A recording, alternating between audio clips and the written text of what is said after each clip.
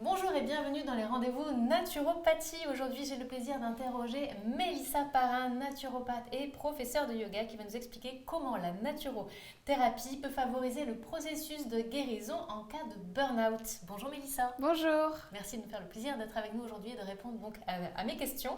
Donc en effet, dans le cadre des burn-out, ce n'est pas que dans la tête. Il y a un épuisement, on le dit, mais c'est pas juste il n'a pas envie, elle n'a pas envie, ce n'est pas dans la tête. Non, l'épuisement est un dérèglement progressif des ressources physiologiques d'adaptation, mais aussi de récupération. Bref, c'est la panne moteur, on peut appeler ça tout à comme fait. ça, c'est ça. Alors Mélissa, pour mieux comprendre, peux-tu brièvement nous expliquer pourquoi et comment intervient un burn-out? Le burn-out, comme tu l'as très bien expliqué, ce n'est ni une question de volonté, ni une question de mauvaise organisation.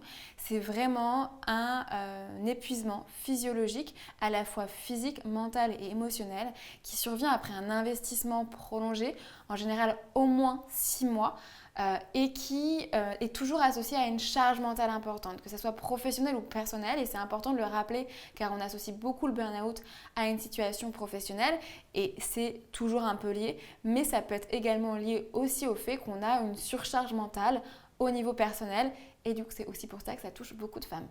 D'accord. Le burn-out, on en parle beaucoup, même, enfin, de plus en plus en tous les cas. On commence à en connaître les symptômes, mais concrètement, qu'est-ce qui se passe sur le plan physiologique dans le corps en cas de burn-out? C'est vraiment une usure métabolique, et donc c'est ça qu'il faut vraiment comprendre, c'est-à-dire que aujourd'hui notre système nerveux il a deux modes de vitesse qu'il a déjà toujours eu, qui est soit un mode de vitesse d'hypervigilance, qu'on appelle dans un jargon un peu plus scientifique l'orthosympathique ou le sympathique, et un mode qui est beaucoup plus de la lenteur, du repos, de la régénération, qui est le parasympathique.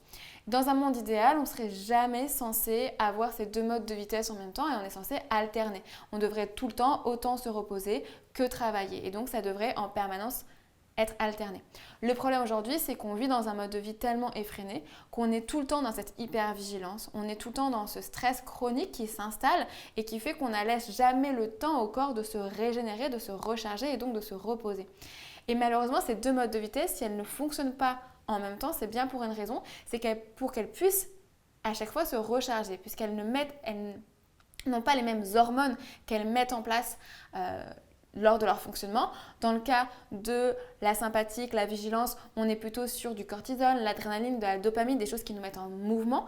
Et puis dans le cas de la parasympathique, du repos, on est sur de la sérotonine, de la mélatonine, des choses qui vont venir vraiment nous réparer. Le problème, c'est que quand on puise, on finit tout le temps par sécréter du cortisol, de la dopamine, de la noradrénaline. On puise dans nos réserves de magnésium, et qui fait qu'à un moment donné, simplement, juste le corps, il n'a pas une ressource qui est illimité. C'est comme le téléphone, à un moment donné, le téléphone, il faut le recharger. Et bien le corps, c'est pareil. À force de tirer sur la corde, à force de nous presser comme des citrons, à un moment donné, il n'y a juste plus rien dans le citron, il n'y a juste plus d'énergie. Et donc un matin, on se réveille et on est incapable de se lever. C'est pas une question de volonté, c'est juste qu'il n'y a plus les hormones, il n'y a plus les ressources pour pouvoir nous mettre en mouvement. Et donc c'est ça qui est hyper important à comprendre, c'est que c'est une usure métabolique, physiologique, et c'est le corps là qui se dérègle complètement. Et c'est même important de rappeler que le système nerveux autonome, c'est un système qui est autonome, c'est-à-dire que c'est le corps en permanence qui scanne notre environnement pour pouvoir dire ok, je me mets dans quelle vitesse. Et le problème, c'est qu'encore une fois, on est dans un monde où on est tout le temps dans cette vigilance, tout le temps dans cette effervescence, et en fait on s'arrête jamais, et donc au bout d'un moment, juste il n'y a plus de batterie quoi. Ok, donc quand on comprend ce qui se passe justement dans le corps, dans la physiologie du corps, on peut s'imaginer qu'on peut interagir dessus. Oui. Et c'est là où tu interviens. Donc, mais comment et en quoi la naturopathie peut aider, ou en tout cas, oui, peut être une aide intéressante dans le processus de guérison d'un burn-out? Il va forcément falloir remettre en place une hygiène de vie et recharger les batteries du corps. Et donc, encore une fois, ça passe par le corps. Ça passe par une alimentation qui va nous permettre de nous recharger, nous revitaliser, mais pas que. Ça passe aussi par énormément de repos, donc s'assurer d'avoir un sommeil de qualité. Mais le repos, c'est aussi pouvoir vraiment se déconnecter. Et donc, ça va être important de mettre en place également, comme on l'a expliqué, comme c'est une raison qui est métabolique, physiologique, de mettre en place une approche qui est somatique, une approche où on va venir vraiment s'occuper du corps, recharger le corps avec du repos, des balades en pleine nature, des massages et en première intention, s'occuper du corps. Ensuite, évidemment, il va falloir aussi aider au niveau de la sphère émotionnelle, psychique, pour essayer de comprendre, ok, qu'est-ce qui fait que je suis allée cette fois-ci trop loin, pour éviter que ça revienne. Mais il va falloir déjà se reposer, se recharger. Et donc, ça passe par une approche qui est encore une fois somatique et ça passe par le corps. Et c'est important de rappeler que quand on est dans cette phase de burn-out, quand vraiment un matin on s'est réveillé, qu'on n'a pas pu se lever, c'est pas juste une nuit de sommeil qu'il va nous falloir, c'est 6 mois minimum. Et je vois trop de personnes qui sont allées, qui ont fait un burn-out, qui ont pris 2 semaines de repos et qui sont revenus après. Mais le problème, c'est que ça ne suffit pas parce que c'est un peu, il faut imaginer un peu que notre énergie, c'est notre argent.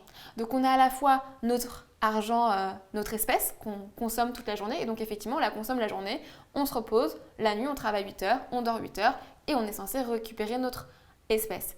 Quand on tombe dans le burn-out, c'est pas l'espèce qu'on a utilisée, c'est notre épargne. C'est-à-dire qu'on est allé vraiment chercher au plus profond de nous et qu'on a utilisé toute notre épargne. Et donc, il ne suffit pas d'une nuit pour pouvoir récupérer son épargne. Il va falloir beaucoup, beaucoup de temps et ça peut aller jusqu'à 6 mois. Il ne faut vraiment pas culpabiliser à prendre ce temps parce qu'on va devoir aller chercher des choses qui vont nous permettre de nous recharger intensément. Donc ça passe par une approche somatique avec de l'alimentation, de la gestion du stress pour réguler le nerf vague qui est justement ce nerf qui va venir permettre au corps de passer dans cet état de sympathique, de vigilance ou de parasympathique et de repos avec de la respiration, de la déconnexion, de la marche en pleine nature, du massage et évidemment on peut utiliser des plantes mais qui vont être à adapter en fonction des cas de chacun.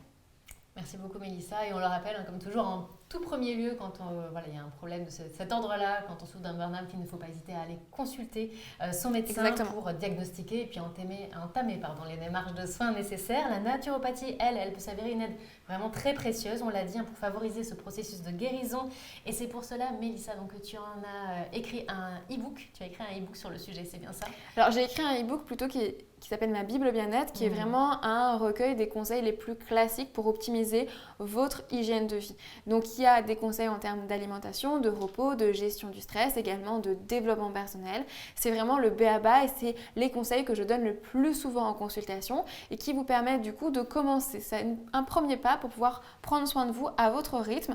Il y a vraiment un guide avec comment on peut l'utiliser pour juste optimiser votre hygiène de vie, pouvoir apprendre à prendre soin de vous, à mieux vous connaître et à recharger vos batteries de manière simple et efficace. Voilà, un e-book donc à lire même quand on n'est pas, quand on ne souffre pas de burn-out, qui fait du bien à tout le monde. Toutes les informations pour le retrouver dans le descriptif de la vidéo, ainsi également que les coordonnées de Mélissa Parrain, laquelle je précise à nouveau est professeure de yoga, également naturopathe. Il est tout à fait possible donc de te consulter en privé.